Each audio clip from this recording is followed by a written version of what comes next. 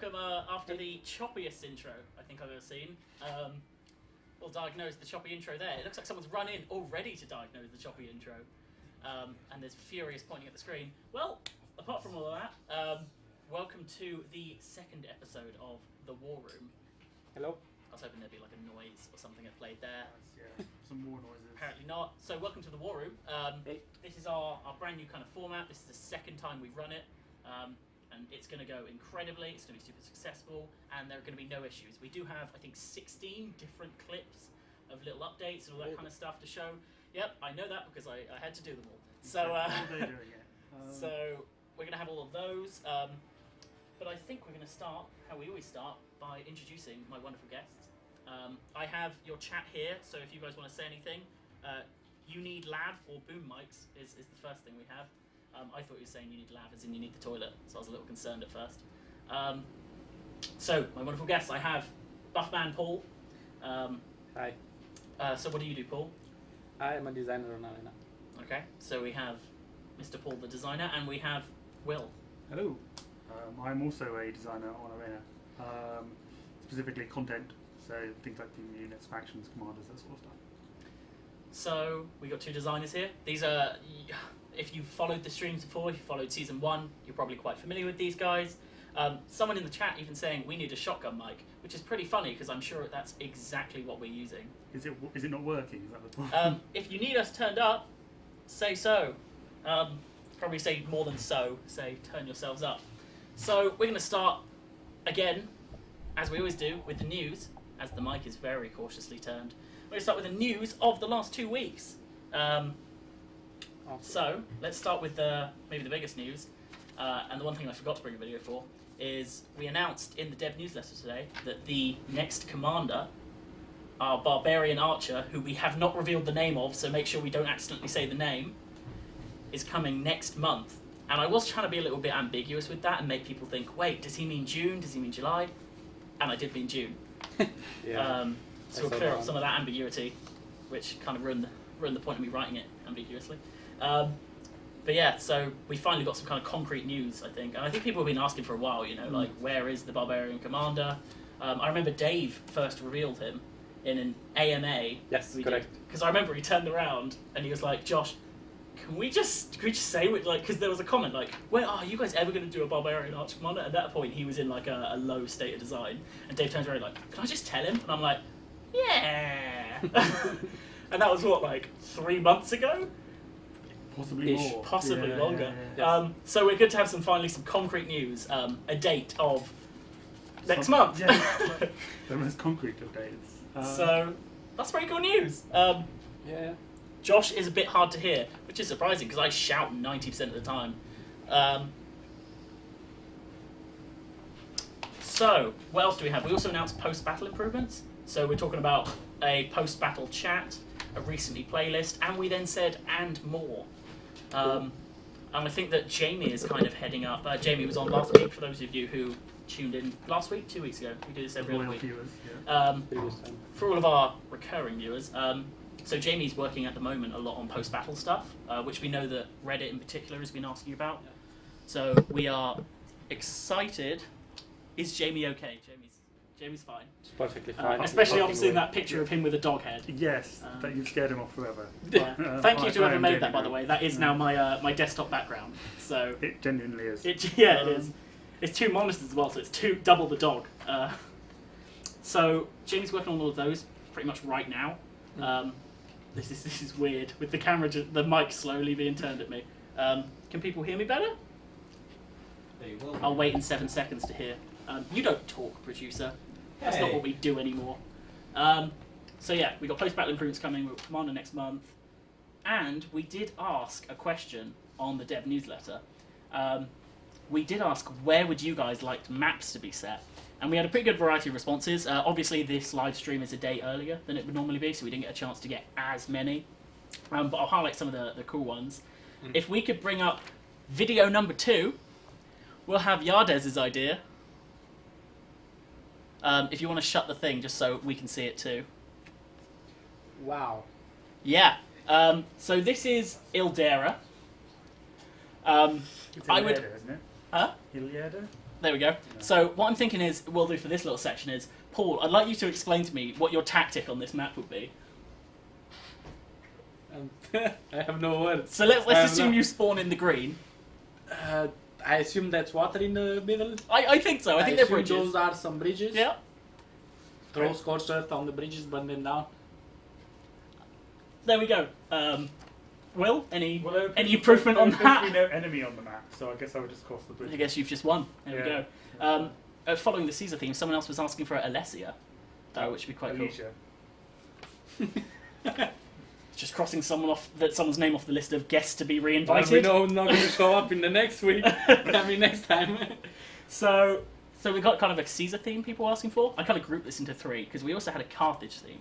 People asking for, dare I even ask, Lake Trasimene. Yeah, So that was Chaffee Rook asking for Lake Trasimene. that would be cool. And Call Me Blitzkrieg was asking for Alessia. But we also had Trebia. One of those, which Haganaz was asking for, which I believe... No. Yes? No, put up a picture 3, whatever that is. Then he was asking for Watling Street. So he kind of had two pretty good suggestions there. And this one looks like he drew it. Yeah, it's very Yeah. impressive. And actually, I'm pretty impressed by it. I think it looks really good. You can really see where Boudica would have been, and then where the Romans were. Yeah, and it was a battle where the terrain played a really kind of crucial role. Absolutely. So I think it's kind of, definitely the kind of thing we're kind of Yeah, I get Asymmetrical map. inspired by. asymmetrical maps. They're quite interesting because I know Life's been talking about them recently. Yeah. How he tries to find that balance between making, because I imagine asymmetrical maps take a while longer to make, right? Because with a symmetrical map, you make half and then you balance it. Yeah. I'm sure I've just simplified 90% of his job, but it's fine. But I imagine with asymmetrical maps, you have to take that. You are our map designer now. Oh yeah, I'll do it. I'll just put this up, yeah? Just like print it out in a 3D model, and then that's done. Just go to Life and be like, yo, Life, so we were thinking about this map. How many hours do you think you will... Someone said 9 out of 10 needs more terrain detail. I'd give that a 10 out of 10. I was very impressed by it. Yeah. We also had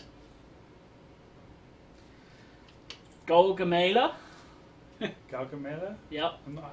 I don't have to pronounce And it, that was- so you're fine.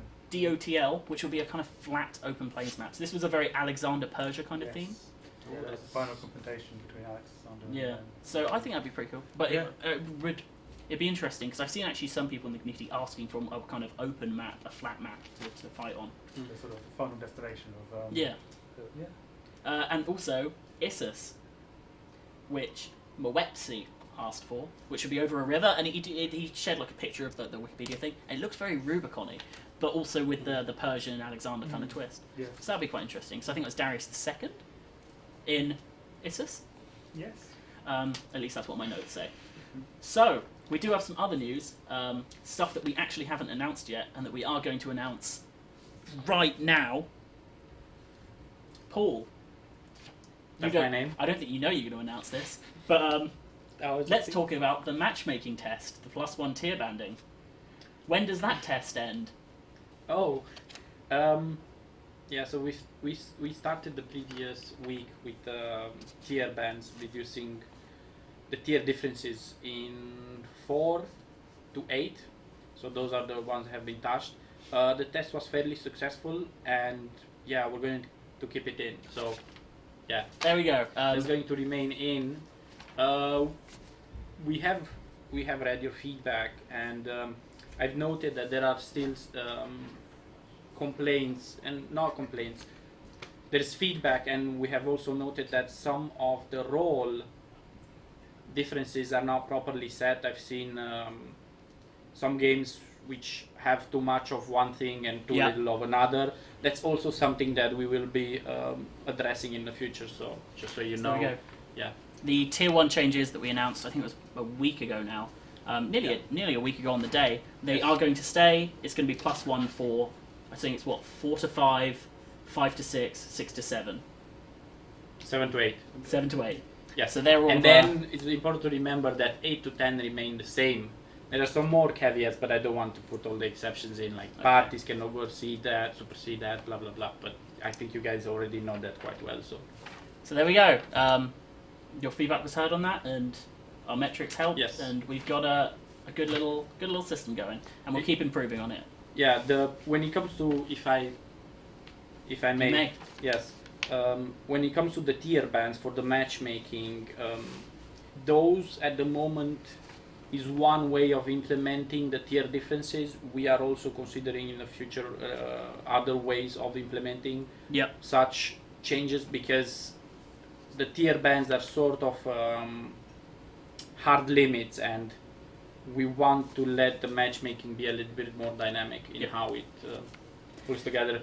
Long story short, in the future, in somewhat near or long future, there will be more changes when it comes to the tier differences. Okay. Maybe a new implementation, I All hope. right. Well, for those of you who missed it, before we finish our little news section, we spoke about the new commander coming in June. I so nearly said the name. Spoke about the post-battle improvements that are being worked on. If you want to see a picture of the new commander, go check out the dev newsletter. He's in there. We got a little screenshot from the trailer. And we showed up some of the maps that you guys spoke about. We'll have some more community stuff later. But now there's one more thing I'd like to focus on in the dev newsletter. Number 4. Let's talk about this lovely chap, Mr. Sulla. So here we have the first. I think a lot of us actually in the office have been burning to talk about commander skins for a while, because they have been worked on for a while. Actually, there's a lot of work, a lot of thought that's gone into them, and it is so nice to actually have one on screen and to be like, this is something we're working on. We know you want more cosmetics, more ways to customize your commander, and here's one of them. So this is Sulla's Triumph robes. Yes, I believe so. Yes, I think the idea is that it's inspired by the sort of ceremonial garb a Roman general wore during their triumphal parades. Yeah. Yeah, and I mean, Sulla was already one of my favourite looking commanders, mostly because purple, Yeah. good colour. And yeah, this looks pretty wicked. There's almost this kind of like sort of oriental golden red colour scheme as well, which I think is really awesome. So Yeah, yeah, that should be really pretty And cool. yeah, I've seen most of them, and there's some pretty wicked ones coming up. So also, so this is, I mean, this is a great way for us to explore kind of historicity, to add some like more historical colouring to certain commanders. But it's also a way for us to be a little bit creative, have a kind of cool looking thing. If you bring up number 5, we have an exclusive skin to reveal. Is that yes? I was just about to ask. So this is a kind of Awesome. That's what this is. This is awesome. That is a furious looking Boudica, right? Yeah, yeah, very scary. Yeah, I'd buy that.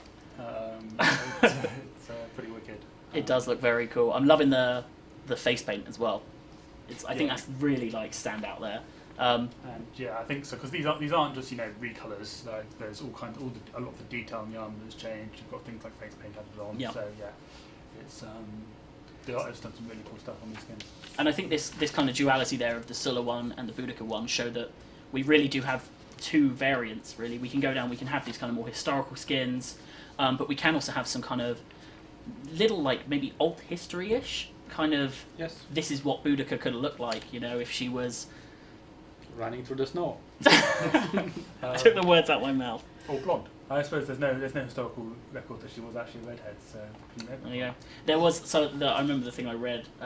It was like tawny hair, and the Victorians just ran with that. Like they saw the word tawny, and they were like flames burning out of her head. Like so. So there we go. We've got a little. I saw someone say Kanani wannabe. Nah, this is. She could take Kanani. 1v1 brawl. Boudica versus Kanani. Definitely. Come on. Kanani had a record of killing queens though. So yeah. Also very true. There's a reason she called Kanani the Queen Slayer, and that's because she killed a queen. Queen of Illyria? Something like that. Yeah. I'm going to pretend I'm right. Yeah. So, there we go. We have a new skin. We'll reveal that again at the end for if people arrive late. But we are going to start talking about 3.1.4. All that stuff you just saw, the commander skins, that is not 3.1.4. That's kind of us giving you an early taste of it. I'm sure we'll give you many more tastes. Potentially even next time we'll give another little taste. We'll see. We got a lot on. So I think Will is going to talk a little bit about what he's been working on. And I'll quickly tell you the order is going to be Roman, Greek, Barbarian, Carthaginian. Okay. So maybe talk about it in general and then the Romans. Yes. So in the next patch, we're adding 4 new premium units, which is pretty standard for the moment. What's interesting about this time is that these are first tier 3 premium units. Normally they're only tier 4 plus. And the logic behind that is that our current premium unit roster is a little bit inaccessible in terms of price point. There's no real cheap way to get in. So we've put up these kind of 4 tier 3 premium units, which will be about half the price of anything in the current existing roster, at 950 gold. And the idea being that if you want to say dabble in Carthage or Rome and you haven't got any units up to tier 3 yet, you can grab one of these tier 3 premiums for a little bit of cash and just see what it's like to try out the first 2 commander abilities. They'll be usable in PvE, which is the first time that premiums will be usable in PvE, so you'll be able to use them in kind of like a relatively low stress environment. And they're just meant to be a really good way for players to experiment with new factions and new commanders and new unit types. Cool. Yeah. So I believe we have a little bit of footage of number 6, which will be what the Roman one is going to be. So these are actually... Oh my god, I didn't plan that. That we're going to cut off half the words. It's fine, that looks intentional. These are the Ghost of actually. Yeah, this was one of the first units I ever kind of fell in love with as a concept. Yes, so they are after Canine, survivors. Rip them apart!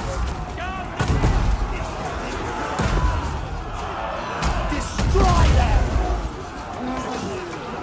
Massacre the Greeks! Cut them down! Until Scipio needed some veteran troops for his invasion of North Africa, and he had all these guys there who had a big grudge against Game sound is too loud. So they fought for Scipio at Zama, where they got their revenge on Hannibal. Also, if you're wondering why Vengeance isn't grayed out on these tier 3 units, it's because I am not playing this on live, obviously. This is my little dev build that I'm using to capture the footage here. Yes. So... Anyway, so they've got, they're basically a heavier variant of the tier 3 Roman unit, so a bit slower but a bit tankier. And they've got 2 abilities, as all tier 3 do. One of which is Heavy Peeler, which is unique for Romans of that tier. The other of which is something called Vengeful Strike, which is a variant of Stab and Slash, etc. With a slightly longer cooldown than the normal jab at this tier. But it provides you a short time period of morale boost. You could have just seen the stats on the screen there, and delays death. So anyone who dies immediately after that stabbing will soldier on for about a little bit longer than they otherwise would have. So it really gives them this kind of tanky, inexorable vibe. Shall we move on to video number 7, which is the Attendant Archers? Yeah, so these guys are basically based on the Scuriophoroi, who are the little dudes who followed hoplites around carrying their stuff. And we've kind of represented that by kind of making them archers, but giving them little bits of kind of hoplite-esque gear, like a helmet or a shield on their back. Yeah. So they'll be a little bit tankier than your average Greek archers tier, but also a little bit slower. And instead of caltrops, they have an ability called Attendant's Care, which is a nice, long-lasting buff that gives you, I think, melee defense and melee attack. I think it's 10%? Something like that, yes. The idea being that you take them into battle with your hoplites, and you might be losing a bit of melee capacity from having archers rather than hoplites, but you can make up from that by buffing your own units. So they synergize really well with hoplites. Yeah. I gotta say, I really enjoyed when I was playing as these guys. I really enjoyed running around and buffing other people.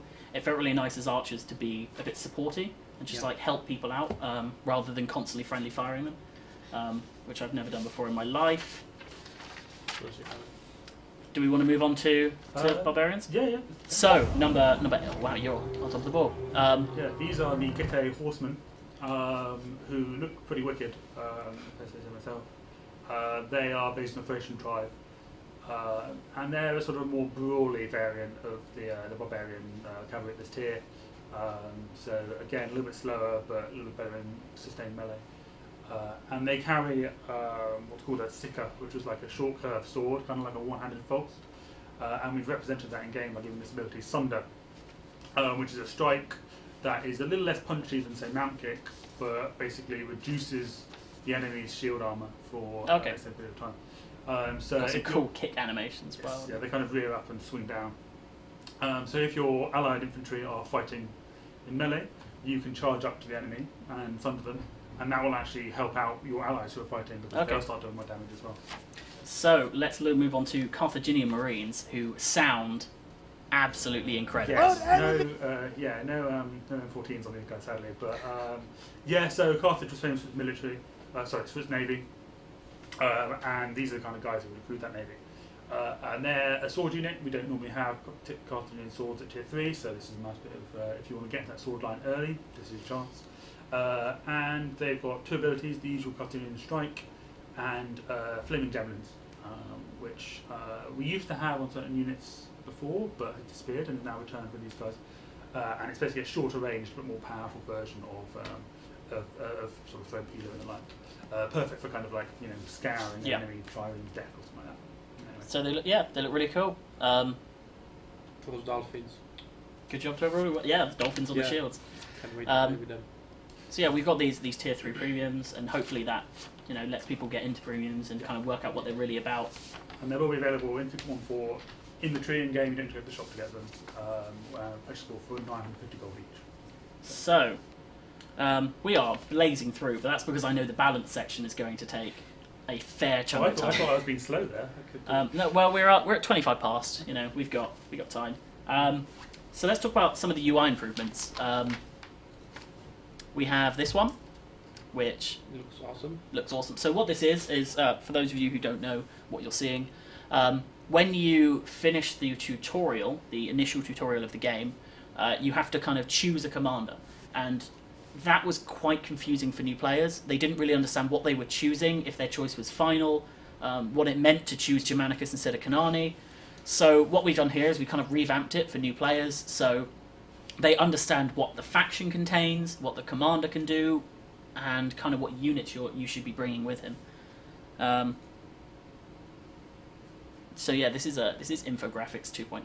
This is it's a very nice way of displaying this information. Also a little idea of how hard that commander is going to be. I know from when I was at Gamescom last year, a lot of people would be like, because it was Germany, right? They'd be like, oh, I want to play Arminius. So they came and played Arminius, and then we had loads of people in chat on all the battles raging, just like, what is this Arminius player doing? Yeah. So now we can say to them, hey, maybe think twice before picking Arminius. Maybe choose the person who, rampaged through your country killing the Germans instead of the one who rebelled against. Or just pick Kanani if you want to be neutral. So hopefully this will be good for you players. So, we're going to move on to the other UI improvements we've got going. So, a lot of people have kind of said about the unit conversion part of the shop was really confusing, and we agreed.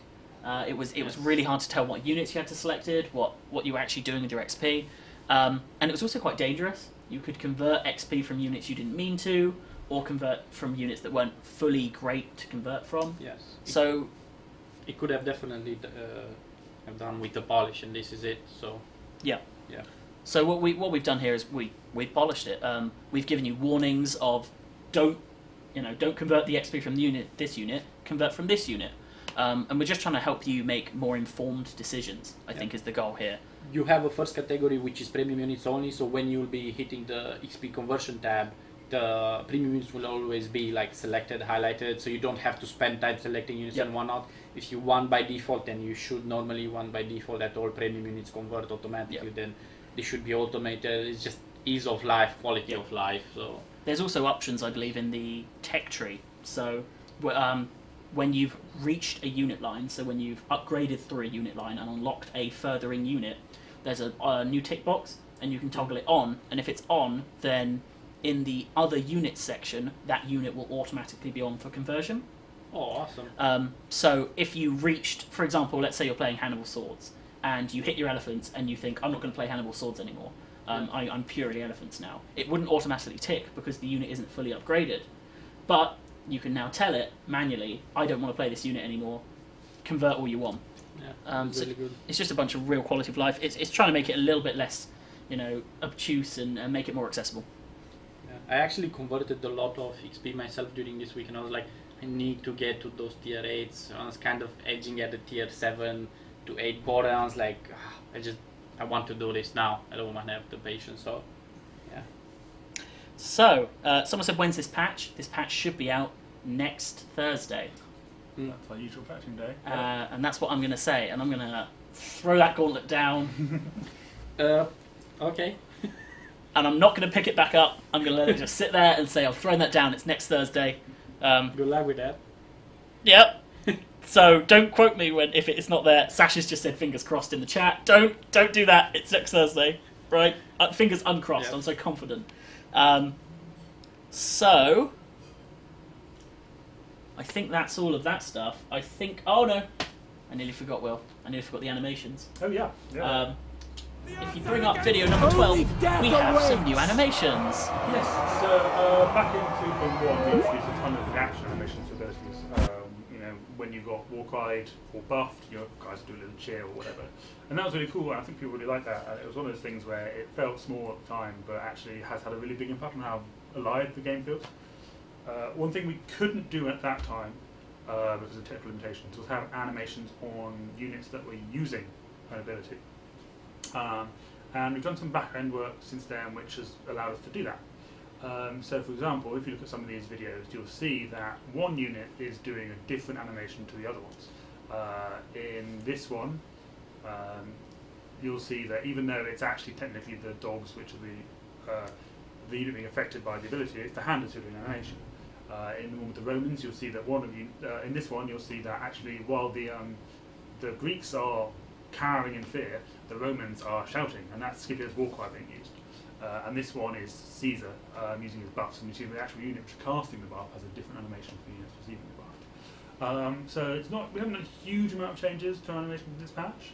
It's more a sort of proof of concept to see that we get the system working. But we hope to expand on it, and it's going to just add that little bit more kind of readability and life to the game. So you can see where your buffs are coming from, where the debuffs are coming from. So hopefully there's more places you can go from here. There'll be some new kind of stuff we can do with it. Yeah, hopefully. It just makes the whole battlefield feel more alive and makes you feel more attached to your guys, because when you press when you press that button, they do something. They actually respond to you.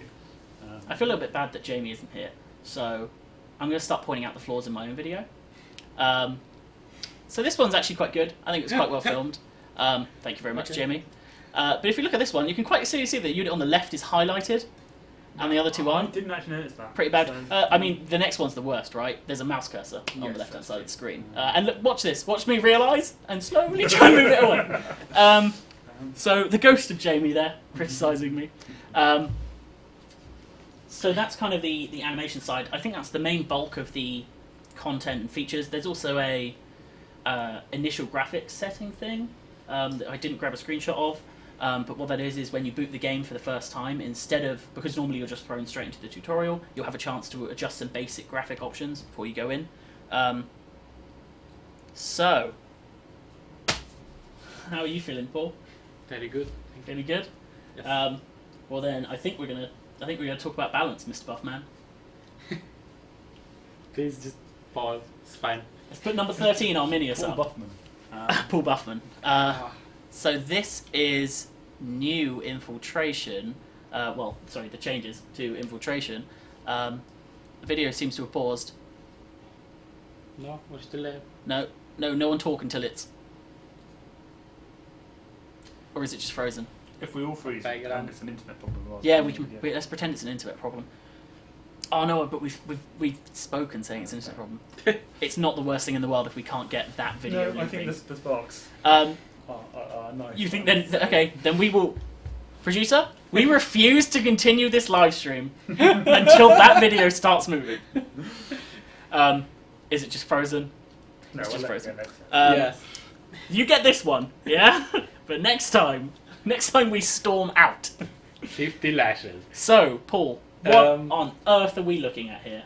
We're looking at the changes for Infiltration. When it came to Infiltration, the cooldown after playing it extensively and based on your feedback was quite clear that the cooldown was a little bit too long. Normally we're okay with very long cooldowns with the condition that you get more uptime on the ability. The problem was with Infiltration, it is still really easy to deactivate it.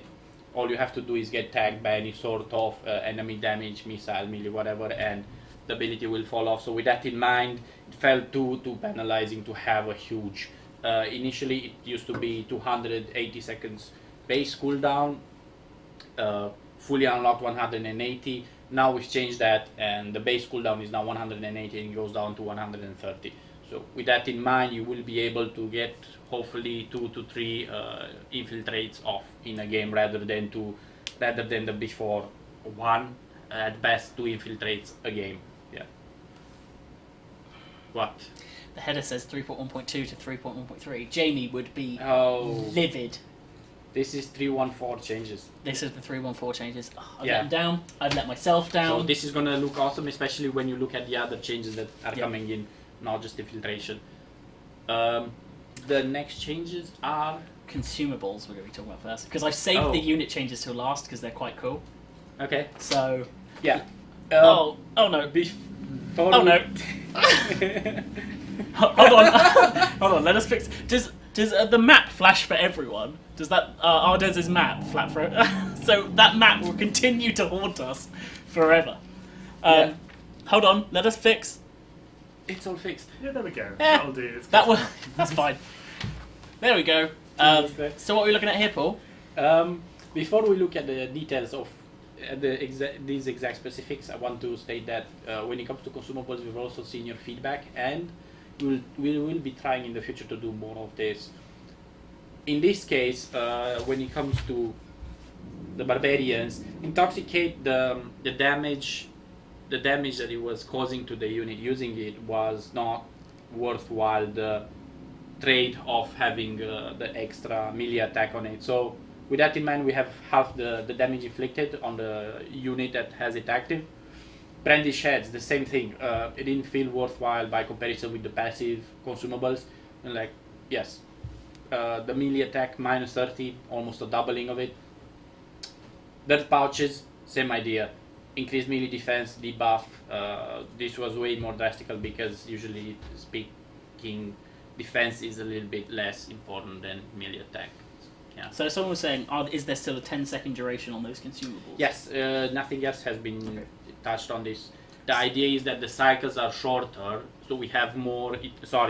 The patching cycle is shorter. Yeah. So even if we don't hit it right once, we will get over it. So please keep giving us your feedback if you consider that some things could have been still further be improved, especially when it comes also to other factions. So I think that's the main aspect to take from this then is it's a first step, it's a starting point, right? And if we find that this isn't the right step or it's not a far enough step, we can take another step. I've said the word step too many times. There were also some comments I feel like I am not responsible, but I feel like there have been a lot of mentions about Spar on Volkswagen, I believe, and due to some technical limitations, it wasn't yet touched upon, but hopefully in the future that will also be touched upon. I know you guys have given us a lot of feedback with regards to that. Yeah.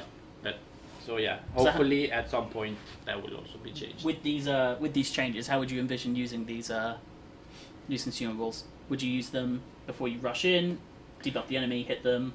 Intoxicate is especially with Terminius, especially with Frenzy. So the idea with Intoxicate is that it gives you 75 or 70 melee attack.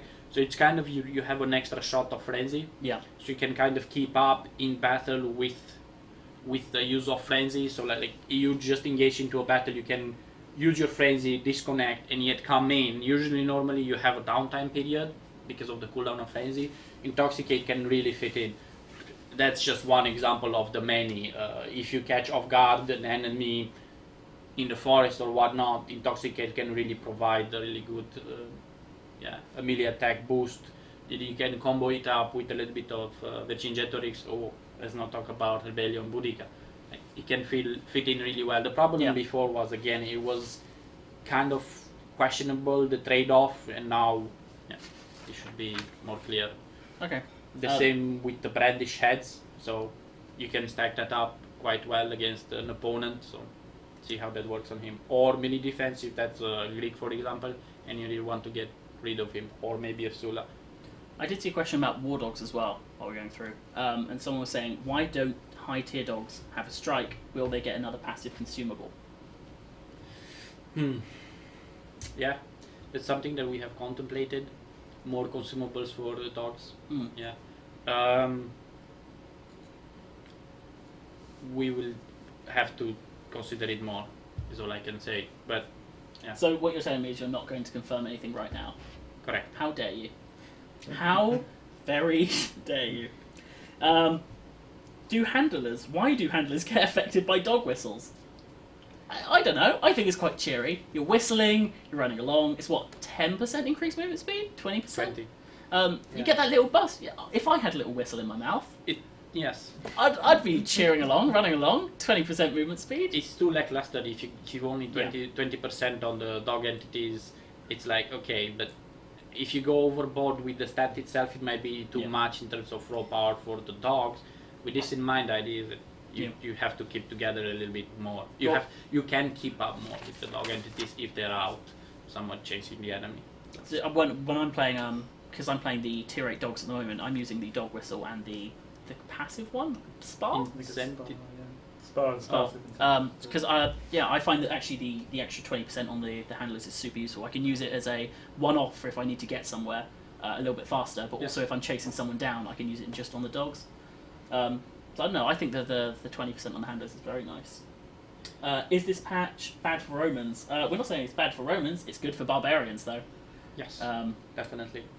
So before we move on to I'm kind of waiting because the last actual video I have, one of the last videos I have are the unit changes coming, and I think they're quite exciting changes. So I'm kind of reveling in the moment, especially because I put all the unit changes on one thing, so it's not like this is stretched out. This is just going to be like slap. So I was just seeing if there's any other questions. Someone said, why don't high tier dogs have a strike? Will they get another passive consumable? If you rewind about 30 seconds, you will find we did just talk about that one. How is this patch good for barbarians? Well, if you're a Folks player, you'll probably like this patch. And that's because we're going to jump to number 15 now. I love the flash of the map. Here we go. So here's some of the unit changes coming. Where should we start with foxes? The concept of foxes is a two-handed sword, which is mostly intended to be attacking, routing, and broken units. Still, with that in mind, we felt that the total damage that it was doing, considering this concept of a two-handed sword, was not sufficient. So with that in mind, we have increased the total damage of the foxes by 10%. This means both the normal damage and AP damage. Remember that while their damage output will be higher, that doesn't mean that they will still be an up-front kind of unit. You will still have to use them in a flanking manner, in a sort of like try to route manner. The same time, on the tier 5 Folksman, we have replaced Dash with Intimidate. Again, going back to the same idea, is that the new starting out Folksman player has to be more imprinted with the idea of routing rather than just running around and face planting on the enemy. On the tier 10 Folksman, we have taken out the Dash, replaced it with Cleave. The tier 9 Folksmen have a mobility AoE buff, so it felt like on the tier 10 that doesn't need that, and it would fit better as an end Folksman if it just had 2 strikes. So yeah, that should make the line a little bit more appealing. Again, you're still not supposed to just right click the enemy with Folksman, but yeah, sorry, I keep going back to that. When it comes to light artillery, the reload time has been increased by 1 second. Why? Why have we increased the reload time by 1 second? Their capacity, their overall DPS capacity was a little bit too high, but at the same time, because of the fairly high reload speed, they were able to, they remember that they also have a knockdown and a slowdown effect applied on the projectile. They were able to disable and crowd control a little bit too well the enemies. So with that in mind, hopefully this reduction in firing speed, this increase in reload time should help tone down that CC aspect of them. So yeah, if a player still has 3 light artilleries and he knows how to properly how should I say, stagger the shots, he will still do fairly well, but it will be less punishing as before. Yeah. So that's the main intent. Their overall DPS was a little bit too high, and they were finding it a little bit too easy to crowd control someone. So someone was saying not machine gun anymore. I mean, it's relative, you know, because again, it depends on the point of view. If you're still on the receiving end, some of them remember that the reload times on these light artillery vary over tiers. They're not all prototyped into 4 seconds. Yeah. So with that in mind, if I recall correctly, the tier 10 still has like 3.6, if I'm not mistaken, reload time. Now, sorry, corrected to 4.6. There you go. Yeah. So less of it, yes. Okay. Less of the. Hopefully, you will agree that it's less of that. So I think we're gonna have some questions about this spears bit, because I did see someone saying, is it true that premium spear units don't get bonus damage versus cavalry? There are some cases, all unintentional, when that has happened. Simply because we normally do it by the equipment, and you have to kind of do a little bit more jiggery pokery to get it on the premiums. Is that the official arena dev term? Yes. Jiggery pokery. Always. Get a task I up, jiggery poke believe, them. Yes. We are hopefully going to clear up last year's those. soon. Okay. Yes. So yeah, if you do notice any, if you flag them to us, we're likely already aware, but we can make sure about that. I did see something else. Why is there a decrease to spear damage to cav? It was just too extreme. Long term, I think this is more important to say. Long term, we will be trying to soften up some of the counters. So, especially in the case of spears versus cav, the engagements were simply too brutal when it came to spears versus cav. The multipliers were too high, so we've halved all of the multipliers. Skill rather than peaks are important, yes, but at the same time, extreme skill differences between players should count more. So Okay. that's the main intent long term. If we achieve that or not, I hope. We will. Well, so I guess what Yes. you're trying to say is that it shouldn't be that if you have a certain unit and they have a certain unit, you have 100% lost. Yes. Yeah. Skill, we will try to make it as much as possible that skill should matter just as much. Yeah. That does not mean that we're going to completely wipe out the rock, paper, scissors aspect. No. It's just we're trying to soften it up if we can. Yeah. Okay. I did see some other questions. Oh, I thought the Thurios spearmen didn't have it because they were light units. No, that was just a mistake on our part. Can confirm. Is the damage halved in and out of phalanx? The bonus versus cav, Yeah. that's applied on their base damage. So it doesn't matter, I would argue. Sorry, I'm trying to phrase it in a most logical sense possible. So the bonus versus cav is applied on the base of the weapon. So once you have loaded in, that's the damage that you have. With that in mind, the phalanx, that's a really good question. Yeah, the phalanx should halve the base damage. So if the base damage of the spear is applied versus cav, then that should be halved as well. Okay. And I believe there was one other change on there. And that's Yes. actually something I've seen requested. I saw it requested on Reddit yesterday, I believe. Someone was saying, why'd archers get to focus fire while they're in melee? Well, ha! Take that, no person. No, I'm calling you out. No, 1v1 me. You're archers, I'll melee you, and then you can't fire. What he means is thank you for your wonderful feedback. It's been a long day. So yeah, it's okay. So talk us through this one, Paul. Yeah, it was simply again the same. This if you reverse the spears bonus versus cav and apply it to ranged versus cav, again it felt too much that cav is meant to counter, for example, archers, or if you catch archers out of position, it felt before that you could still use focus fire regardless, and you could still shoot at a not engaged enemy with you. So it felt a little bit too how should I say this, too static. It needs a little bit more. Positioning needs to matter to archers. Yeah. So with that in mind, you need to be getting out of melee for you to properly use an ability like focus fire. Again, I'm hoping another layer of still simple change, but a lot of depth. Yeah. So there's some questions as well about archers in general firing in melee. Yes. Being able to hit units in crossfire, all that kind of stuff. I think that the auto attack in while in melee still, I know that some people don't agree with me, but this is just my personal opinion, is that I still find it somewhat acceptable, because otherwise you would get completely invalidated while you're in melee. So the only option that you would have is run out, but sometimes you just don't have that option, and it felt too punishing to just tap an archer player and he's out. He's like he can't do anything. So with that in mind, I think the auto attack, getting some auto attacks off is still okay.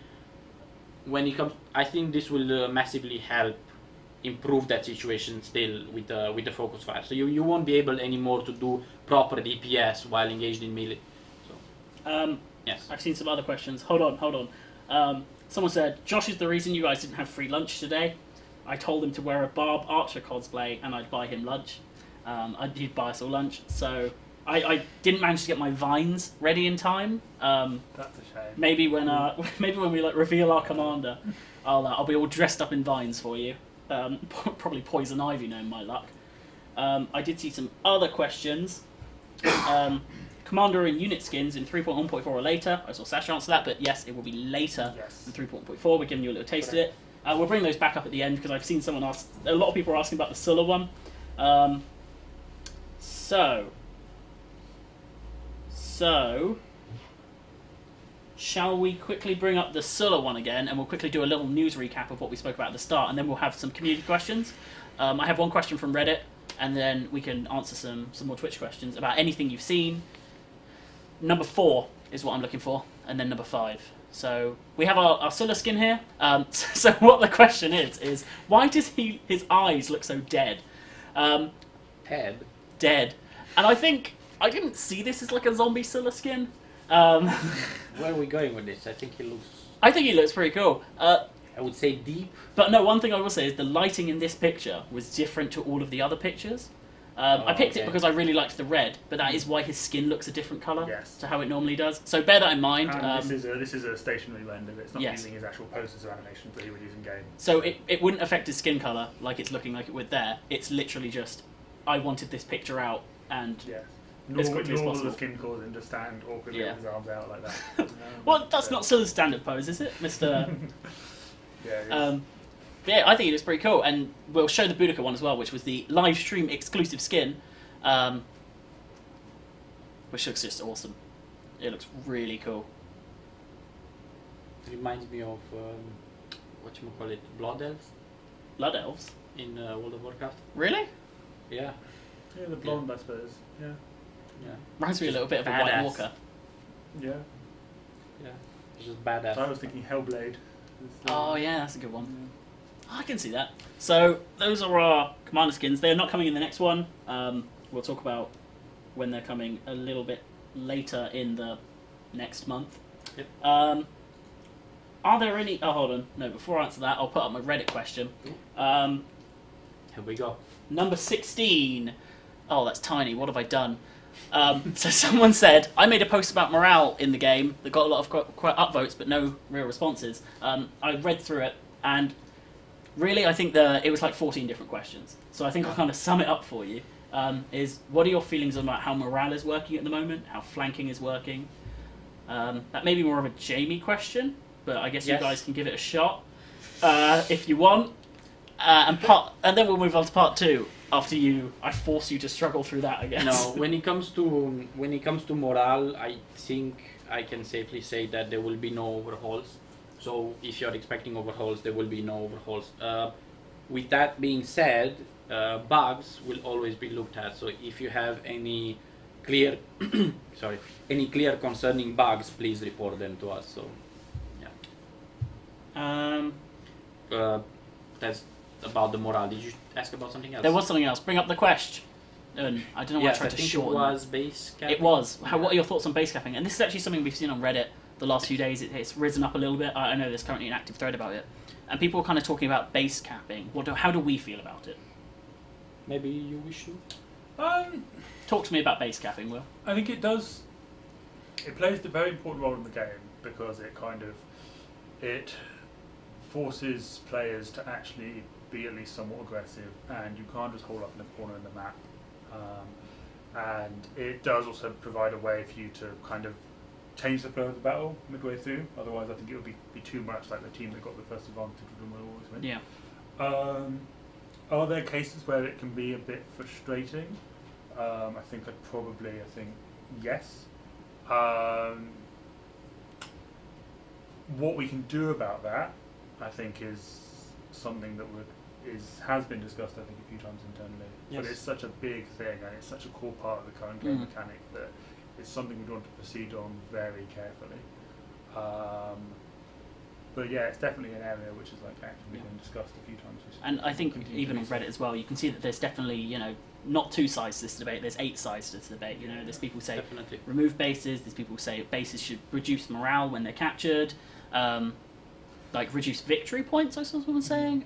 There's so many different suggestions. A lot of stuff about having multiple base capping points, which is something I really liked, and bringing back the Shogun 2 armories and stuff, and get stat points. Well, someone else was saying put 1 base and put it in the middle. Well, we kind of have that at Passion of Augustus, and so we are kind of playing around with it with the map design to try and kind of push these things. But The aspect of the king of the hill playstyle, I think it's definitely not the main goal of a map. You still have 2 bases, but I think on Salernum, correct me if I'm mistaken, you have the central tower, which is a very sort of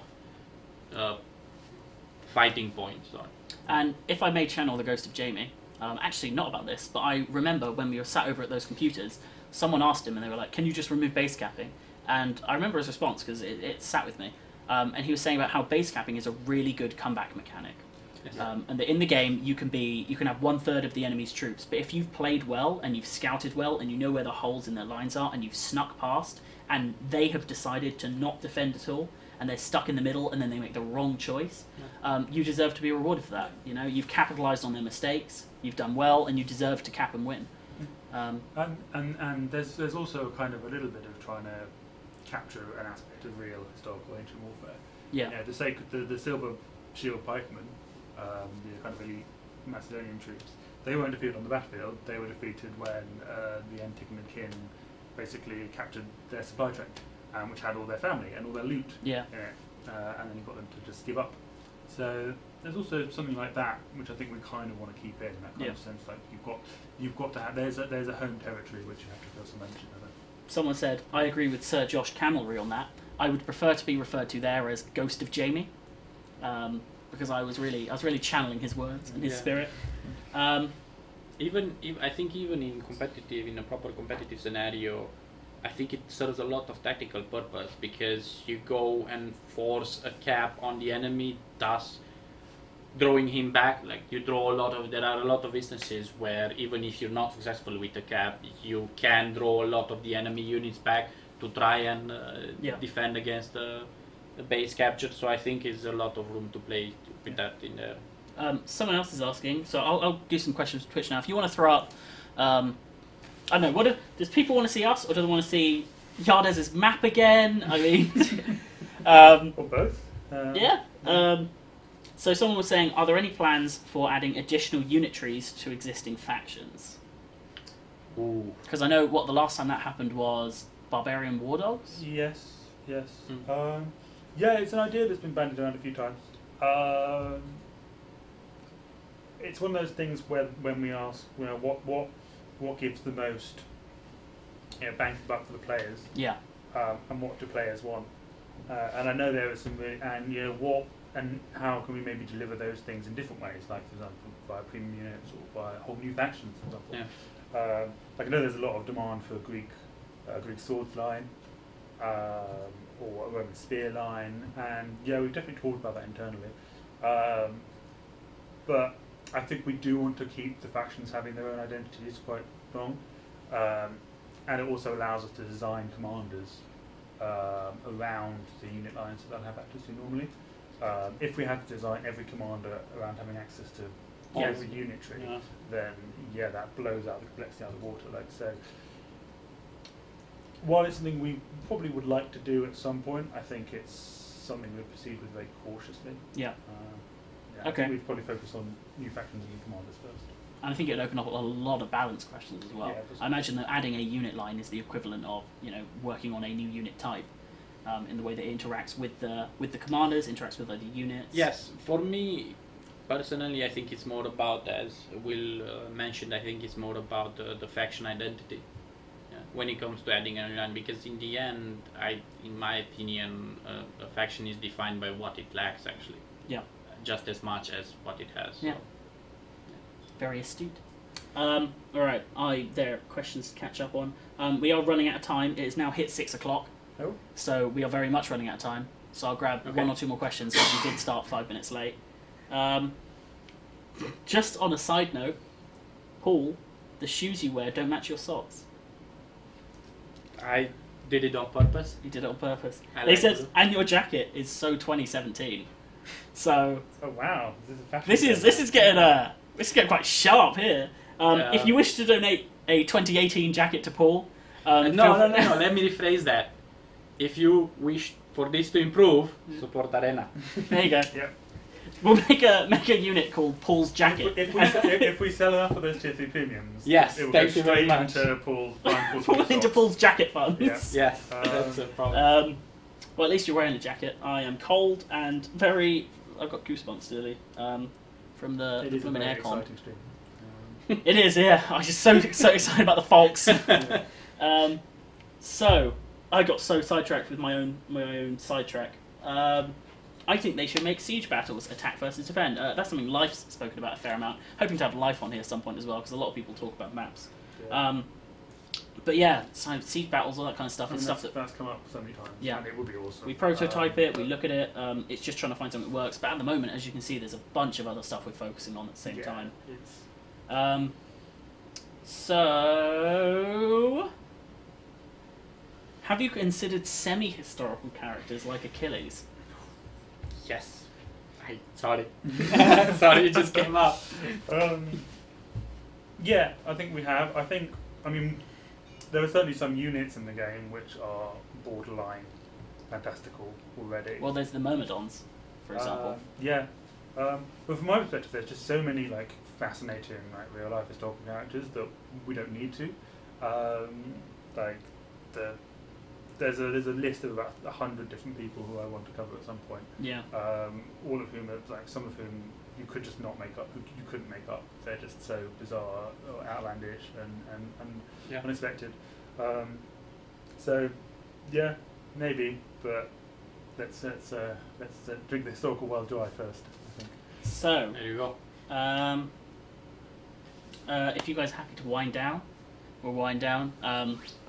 I will maybe pick one final question, and you know what? Because this has got a 7-second delay, I will pick the question that I first see in 8 seconds. Ooh. So that means that people have a chance if they have a burning question to ask. Yeah. But while that's going on, we will be back in 2 weeks' time, because these are bi-weekly now. 2 weeks in one day. 2 weeks and 1 day. Yeah. We were 1 day off this week because of the Queen and Crone release tomorrow, so they've kind of got the room booked. It's great. We'll be back in 2 weeks. But you might miss us. But next week there'll be the patch itself on Thursday, so that's kind of the cycle we're trying to go for here. You look like You're either going to sneeze or say something. No, I was wondering. I don't remember when exactly is the brawl tournament starting, because I'm really curious about it. I want to see like some. Oh, the community. Well, actually, someone was asking, are we going to partake in the official tournament? Which I don't know if we're going to be able to get a team for, because it's over 4 days and 2 of those are work days. Yeah, on a Saturday we can kind of get away with. Yeah. But on a work day, yeah. So I'm going to pick my question. Will you approve Boudica's marriage with me, Dad? I don't know which of us is Dad. Okay, anyway, if you could confirm, I'm willing to wait here another 30. So, Baron Knox, will you confirm firstly which of us is Dad?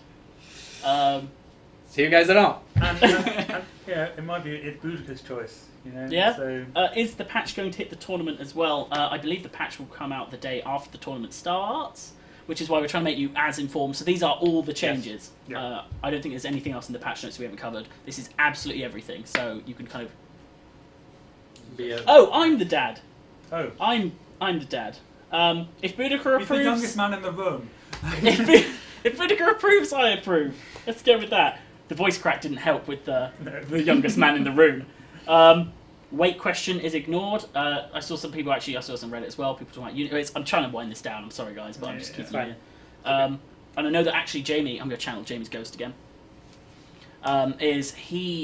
He was talking about how there's actually a lot of internal discussion about this a lot of the time about weight. It's one of the hot topics of the office, but it's something that actually we have shifted away from slightly, and it feels a little it feels disingenuous to kind of put those weights on there, because there are units, because there was even that weight thing that went on TotalArena.net that kind of discussed all the different kind of terrain effects you can get.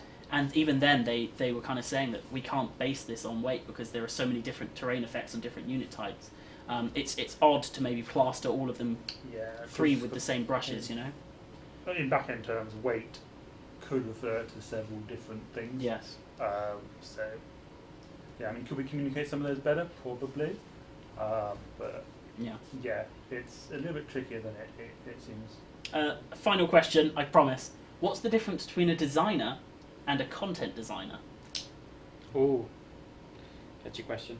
So there's not a huge amount of difference.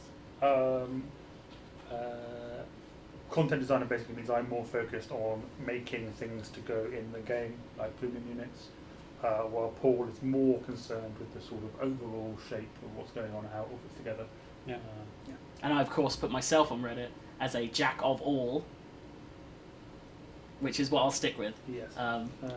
Master of I didn't. I specifically left that second part out because I like to consider myself is jack of all, master of all. Most important. Yeah. So I think that's it for the War Room number 2 patch 3.1.4.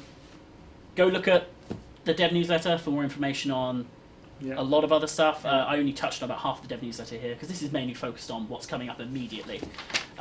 So I think that's pretty much it from Josh, Will and Paul. Thank you very much. We will sign off. Thank you very much everyone for watching. Thank you for your great questions, and we will see you in 2 weeks with more great videos, great content, and no typos. No typos. Support us. Thank you very much.